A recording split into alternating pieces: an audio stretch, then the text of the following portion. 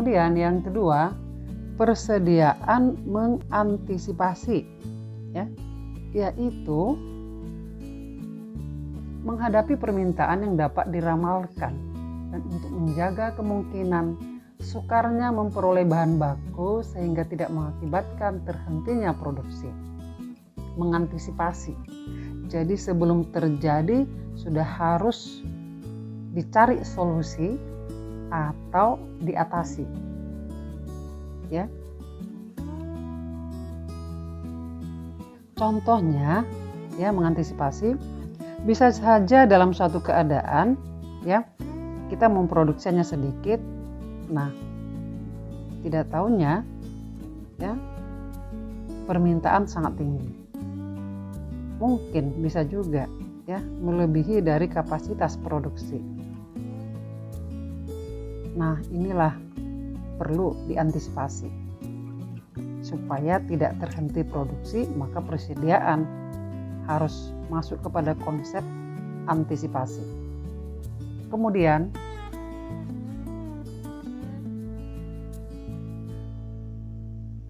tiga, persediaan jumlah besar. Nah, kita lihat di sini, persediaan yang diadakan dalam jumlah yang lebih besar daripada kebutuhan pada saat itu. Persediaan bertujuan untuk mendapatkan keuntungan seperti diskon karena membeli dalam jumlah besar atau untuk penghematan biaya angkutan per unit yang lebih rendah. Nah, artinya di sini, ya, persediaan dalam jumlah besar. Jadi bahan bakunya itu dibeli sebanyak-banyaknya supaya biaya angkutnya mungkin lebih rendah, atau biasanya semakin banyak dibeli maka semakin diberikan diskon begitu, ya. Seperti kita diapakan bisa juga seperti itu, ya. Beli satu ya harga normal, beli dua jadi dikasih 3 begitu, ya. Nah, bisa juga mungkin untuk mengurangi biaya pengangkutan supaya lebih rendah. Kemudian yang keempat, persediaan lebih. Nah, ini persediaan lebih ini merupakan persediaan yang lebih karena kadaluarsa, kelebihan stok ataupun rusak.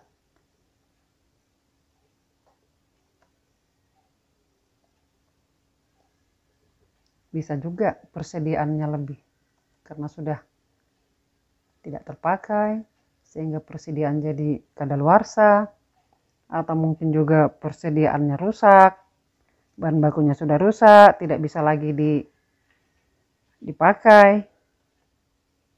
Seperti itu, ya.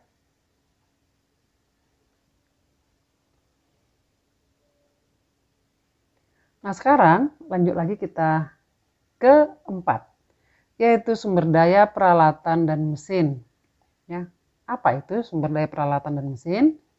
Yaitu aktivitas investasi dalam harta tetap yang memiliki masa penggunaan dan kapasitas yang berbeda. Tentu beda mesinnya, beda peralatannya, pasti beda usia ekonomisnya, dan juga kemampuan untuk memproduksi juga memiliki kapasitas yang berbeda-beda.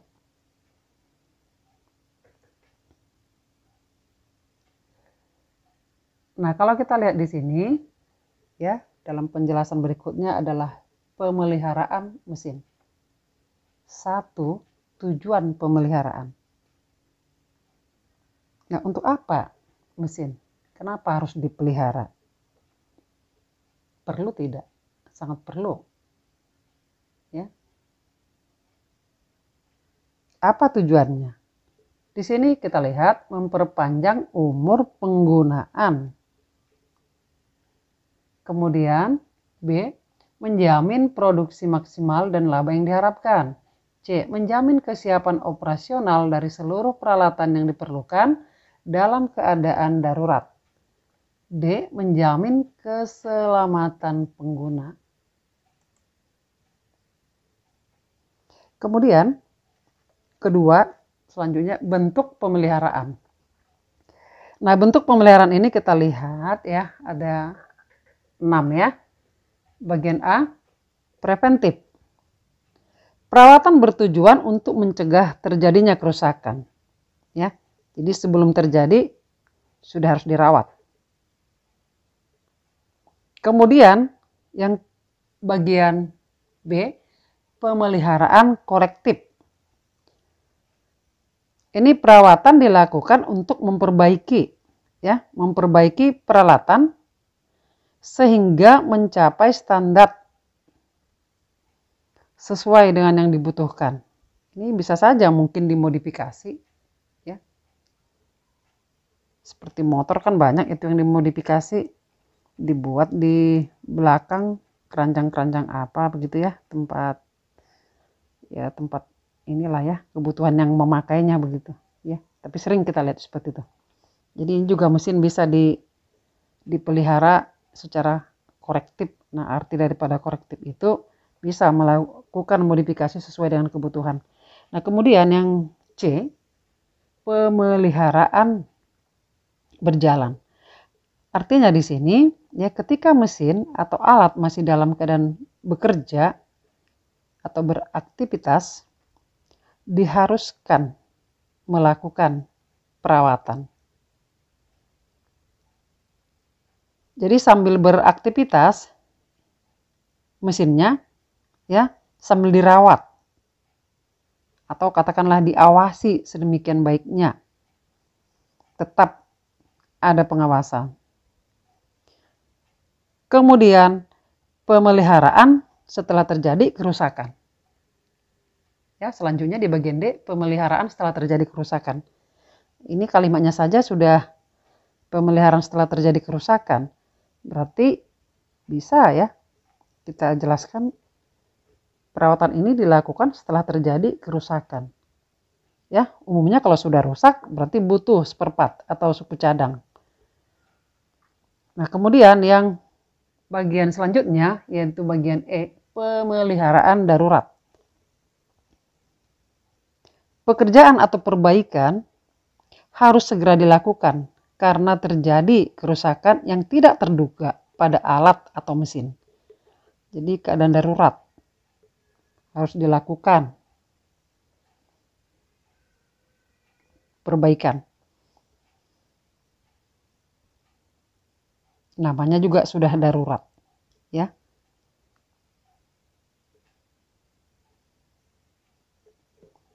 Keenam atau F, perawatan dengan pengganti.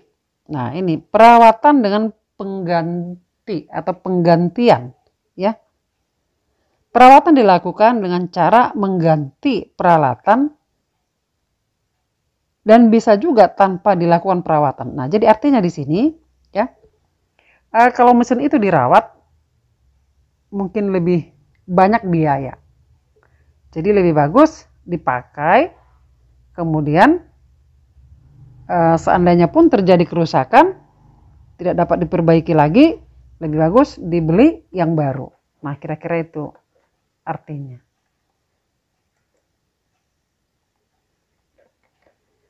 Selanjutnya yang terakhir adalah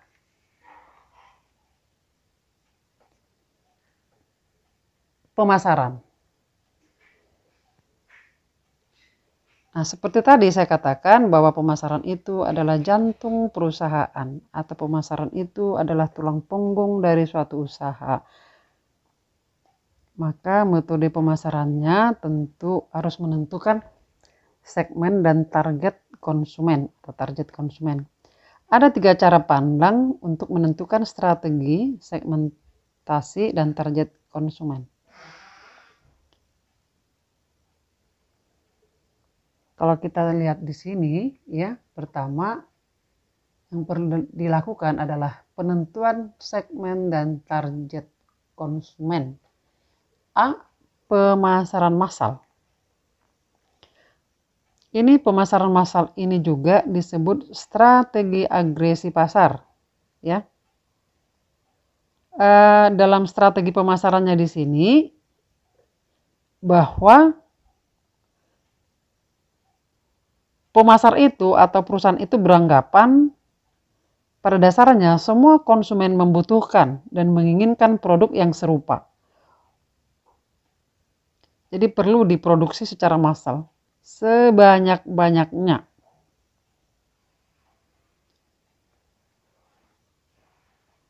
Kemudian, yang B, pemasaran variasi produk.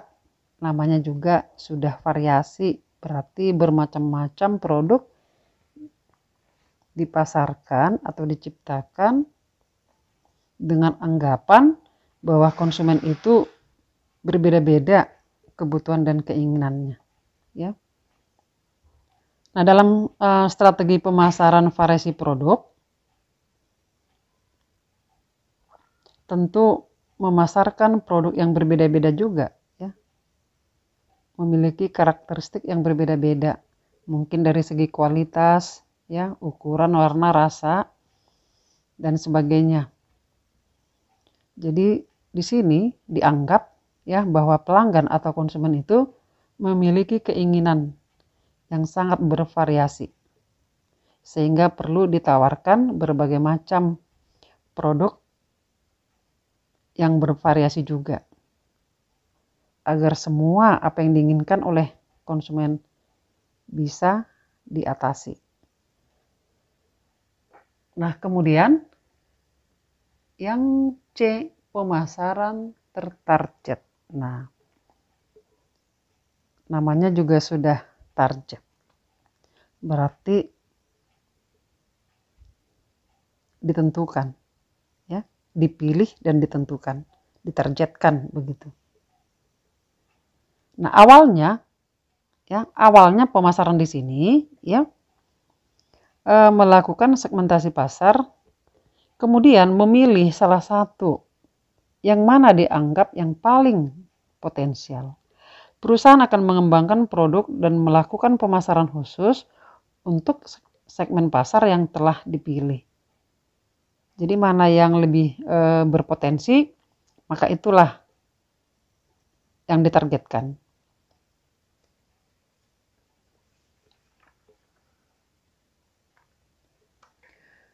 Kemudian masuk kepada, jangan lupa ya, sambil Ibu jelaskan sambil ditulis ya. Ibu tidak akan mengulang dan tidak akan memberikan rangkuman.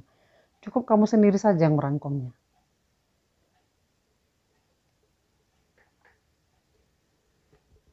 Jadi Ibu menjelaskan jangan hanya didengar ya, tetapi sambil dirangkum-rangkum lah ya, sambil ditulis begitu.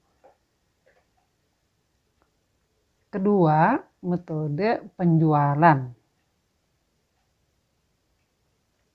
Nah, kalau kita lihat di sini ya, metode penjualan di sini ada 3 ya. Pertama, A, penjualan langsung. Apa penjualan langsung itu? Penjualan langsung dilakukan secara langsung ya, kepada konsumen. Bisa di dalam toko maupun di luar toko. Kalau di dalam toko berarti di tempat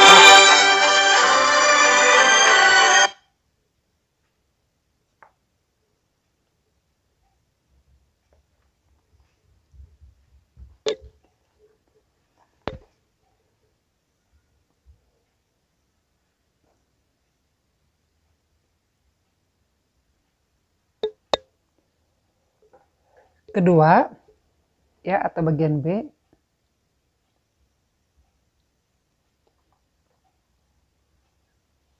nomor 2 ya, nomor 2 metode penjualan. Kita lihat di sini ya, metode penjualan langsung itu ya, yaitu penjualan langsung yang dilakukan langsung kepada konsumen, bisa dilakukan di dalam toko atau juga di luar toko. Contoh ya, kalau di luar toko mungkin memanfaatkan acara-acara tertentu seperti ada bazar, ada festival, atau ada pasar-pasar malam atau pasar mingguan begitu ya.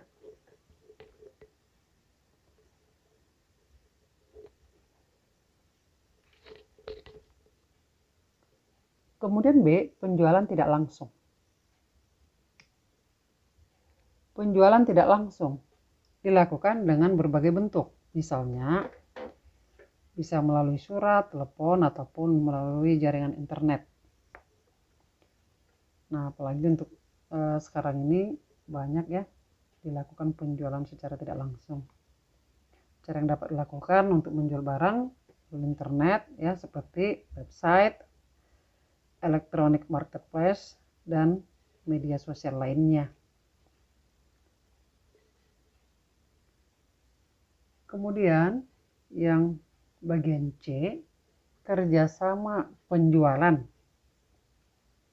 Nah, kerjasama dengan berbagai pihak dapat dilakukan untuk menjual barang-barang tertentu. Misalnya dengan sistem konsinyasi, ya, menitipkan barang kepada pihak yang lain untuk dijual. Atau bisa juga ya sebagai menjadi sponsor untuk acara-acara tertentu. Yang ketiga, alat promosi. Alat promosi. Ini kalau orang pemasaran sudah tidak asing lagi. Yang namanya promosi penjualan, ya, distribusi, pemasaran, segmentasi pasar, manajemen pemasaran, strategi pemasaran, sudah di sini konsep ilmunya, ya. Jadi ketiga kita lihat di sini alat promosi, ya. Teknik promosi penjualan dikenal sebagai alat promosi dengan berbagai model aplikasi yang dikenal sebagai program penjualan. Nah, ini dibagi menjadi dua kelompok.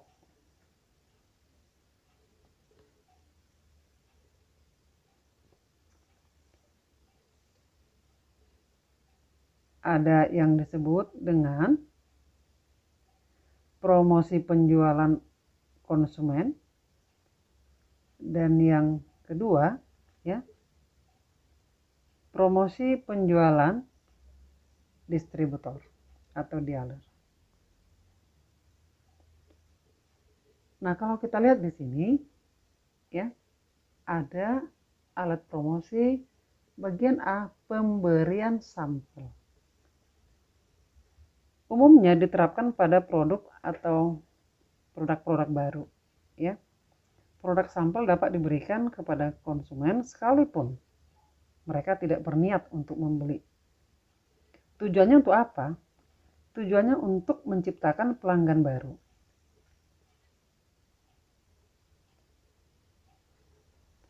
Bisa diberikan kepada seluruh konsumen, tetapi terkadang juga hanya konsumen-konsumen tertentu, ya. Kemudian yang bagian B, demonstrasi. Nah, ini sudah biasa juga ini untuk orang-orang pemasaran, ya. Nah, apa tujuan demonstrasi itu? Tujuannya untuk mengedukasi konsumen tentang penggunaan produk. Dan biasanya ini secara langsung, ya. Cara ini sangat tepat dilakukan untuk menunjukkan bahwa produk yang dijual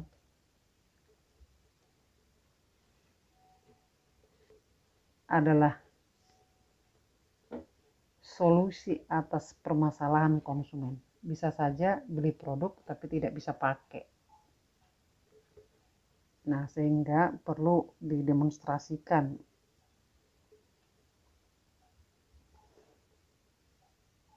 Kemudian yang bagian C yaitu program pembelian paket.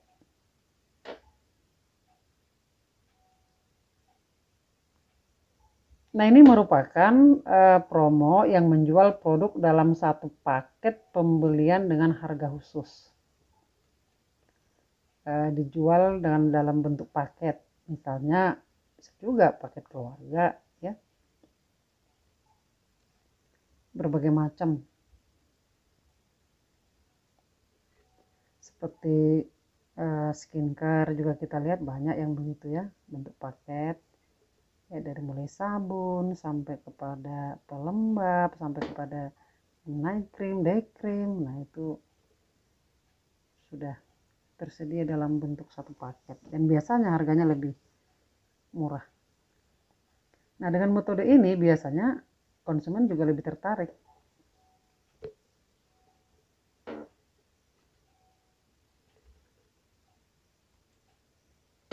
Nah, sekian penjelasan Ibu dalam PowerPoint ini, yaitu di KD 314 sumber daya usaha. Ya. Apabila ada yang kurang jelas, bisa ditanya. Sampai ketemu di tugas-tugas berikutnya. Terima kasih. Thank you. Selamat beraktivitas dan semangat.